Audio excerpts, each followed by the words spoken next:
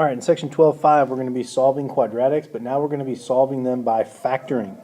So the key is we're still going to need that standard form that we looked at in the previous section of that ax squared plus bx plus c.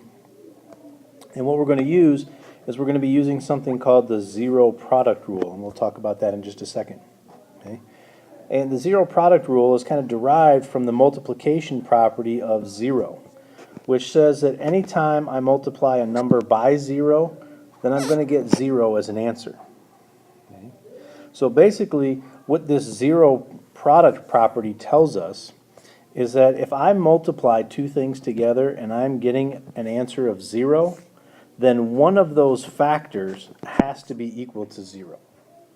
So to put it with the factoring that we did in the previous chapter, if I've got x plus 3 times x plus 2 is equal to 0, then that tells me that either the x plus 3 has to be equal to 0 or the x plus 2 is equal to 0, and now I can solve each one of those equations individually to get my solutions.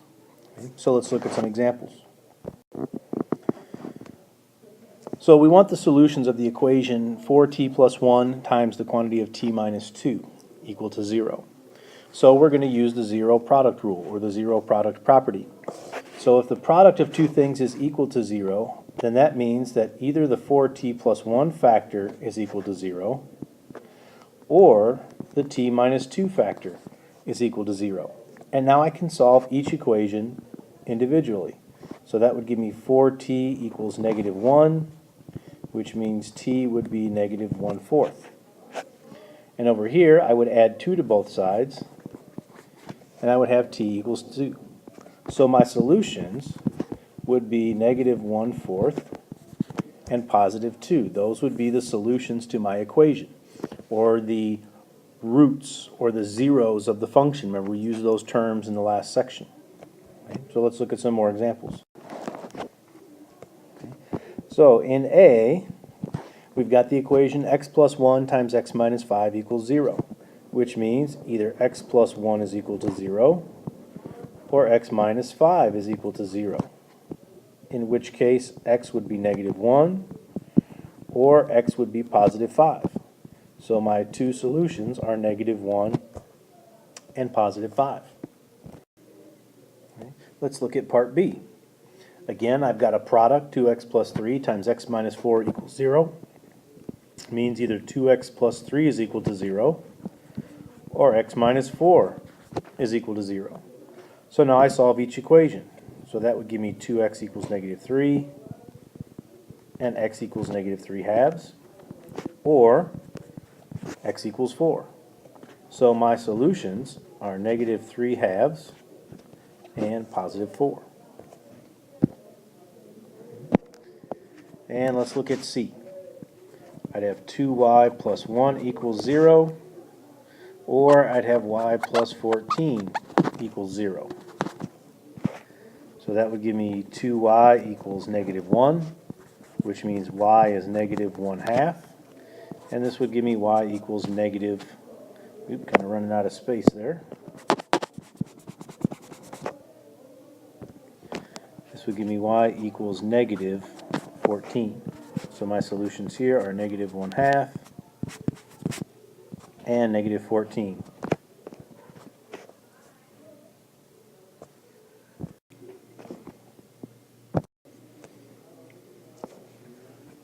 So we can use the zero product or zero product property to solve equations that are in that standard form of ax squared plus bx plus c equals 0. Okay? If we can factor those, so here's where it's going to tie back into the factoring from chapter 11. Okay? So we're going to be using these expressions and factoring them to come up with our solutions.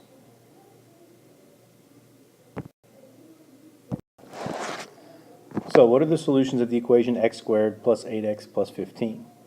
So we're going to solve this by factoring. So we're going back to the stuff we did in the last chapter. So if I want to factor x squared plus 8x plus 15, I need factors of 15 that are going to add up to 8. And those are going to be 3 and 5.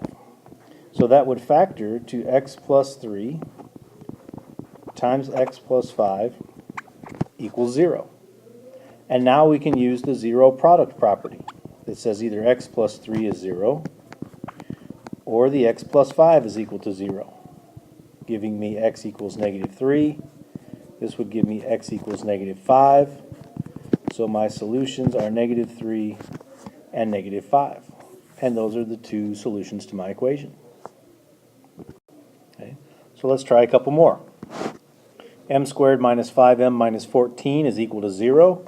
So I'm going to factor that, and I'm thinking of numbers that are going to multiply to negative 14 but add up to negative 5 would be negative 7 and positive 2, which means m minus 7 equals 0 or m plus 2 equals 0.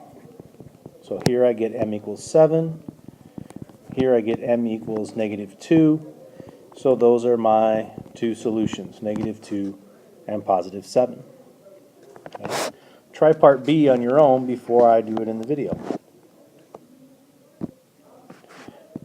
So I'm going to factor, and negative 20 and add up to positive 1 would be a plus 5 and a minus 4. So p plus 5 equals 0, or p minus 4 equals 0. So that gives me p equals negative 5. That gives me p equal to 4. So those are my two solutions, negative 5 and positive 4. So here's another situation of factoring where we've got a leading coefficient that's not 1. I've got a 2 as my leading coefficient. So I look for a common factor. There's nothing I can factor out. So I'm going to start by taking 2 times 18, so that gives me 36. And now I need some numbers that are going to multiply to 36, but add up to negative 15. So I'm going to go with negative 12 and negative 3. So I'm going to factor this out. So I'd have 2a squared. Then I'm going to split my negative 15 to minus 12 and minus 3a. Okay, just like we had done before, equal to 0.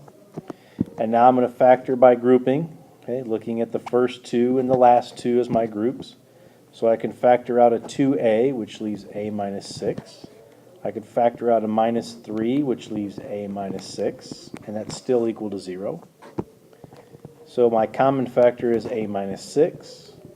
My other factor is the 2a minus 3 equal to 0. And now I can use the zero property rule. A minus 6 equals 0, or 2a minus 3 is equal to 0. So this gives me a equal to 6. I'd have 2a equals 3, which means a is 3 halves. And those are going to be my two solutions, 6 and positive 3 halves. So going through all of the same rules of factoring and getting down to that point where we can use the zero product rule so that we can split it into our two smaller equations and solve those. Now hopefully you've noticed that in those previous examples, we always had it in standard form and equal to 0. Okay? But the problem may not always be presented in that fashion. So there may be some times when we're going to need to add or subtract in order to get the equation in standard form, in order to have that equal 0, so that we can then factor it and use the zero product rule. So in problem 3 here, notice I have 4x squared minus 21x equals 18. Well, I need that to be in standard form. So what I'm going to have to do is I'm going to have to start by moving the 18. So minus 4x squared minus 21x minus 18 will be equal to 0. So now I can go about factoring it. So again, I've got no common factor. So I'm going to have to look at taking 4 times 18, which is going to give me 72. And since it's a negative 18, it'll be negative 72. And I'm looking for factors of 72, or numbers that will multiply to negative 72 and add up to negative 21. So those numbers are going to be negative 24 and positive 3. So I'm going to have to go back, 4x squared. I'm going to split my negative 21 to minus 24x and plus 3x minus 18 equals 0. And now I'm going to group again. the first two and the last two. So I'm going to factor out a 4x, which will leave x minus 6. I'm going to factor out a 3 in the second group, which will leave behind an x minus 6. And that's still equal to 0. So my common factor is x minus 6. My second factor is what's left behind, which is the 4x plus 3.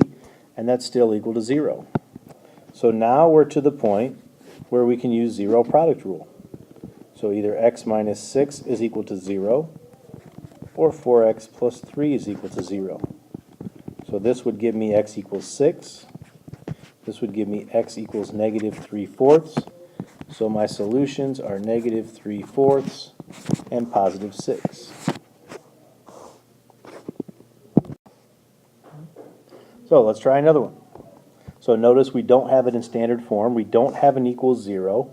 So we're going to have to get it there. So we're going to have to add the 49 to both sides. So that's x squared plus 14x plus 49 equals 0.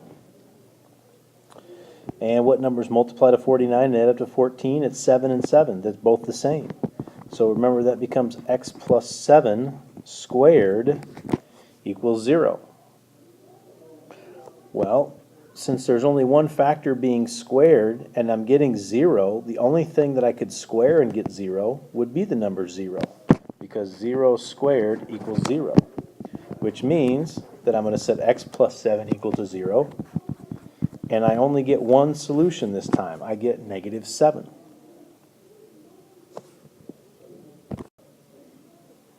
So let's look at an application problem.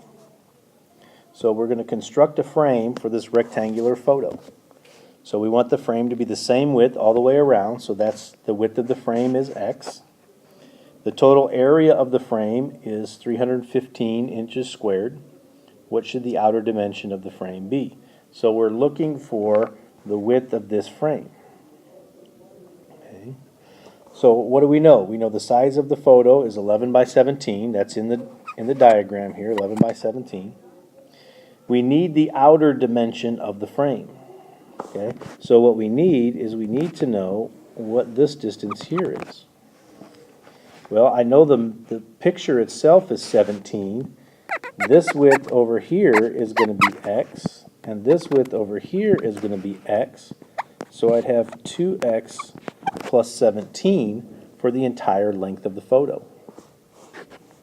If I want to look at the height or the width of the photo here, well, I know that the diagram itself, the picture itself is 11, and then again I've got the frame on each side of it being x, so I'd have 2x plus 11 for the other part of the dimension.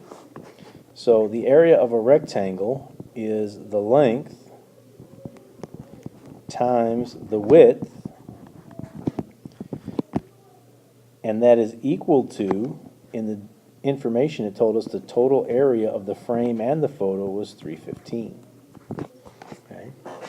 Well, I can't use the zero product rule here because I don't have a product equal to 0.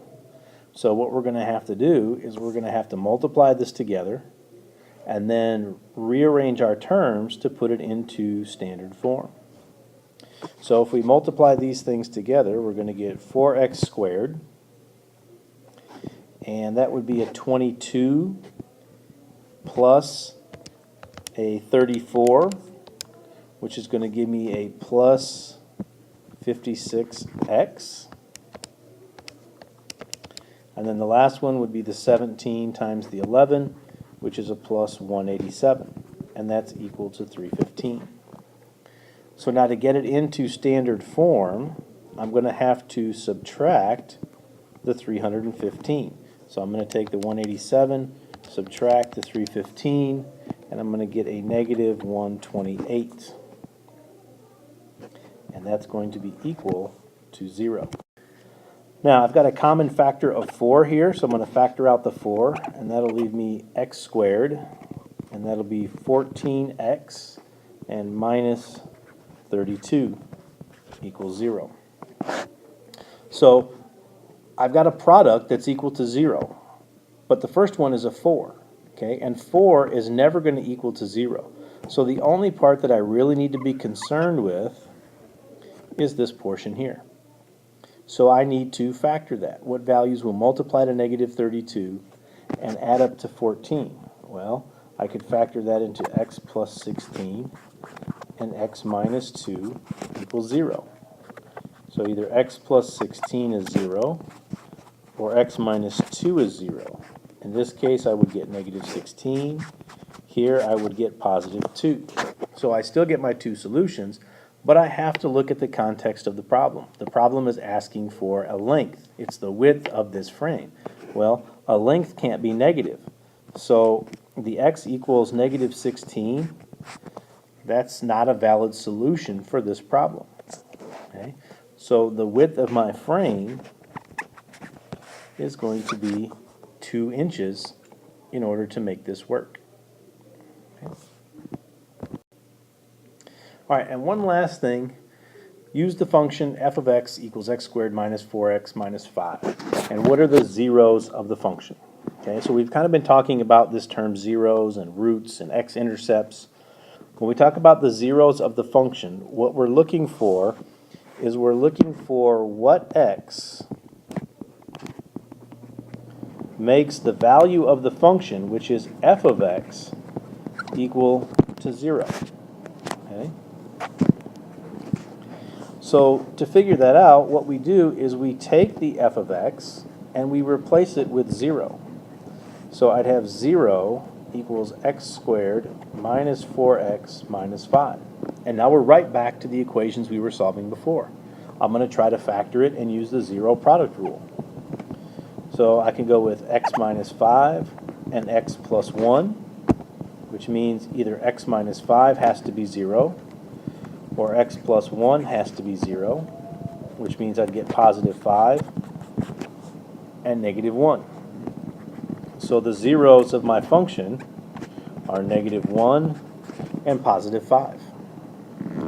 So finding the zeros of a function is really nothing more than replacing the function notation, the f of x or the g of x, with 0, and then factoring and solving just like we've been doing. Okay?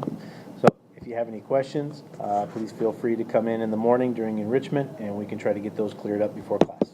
See you then.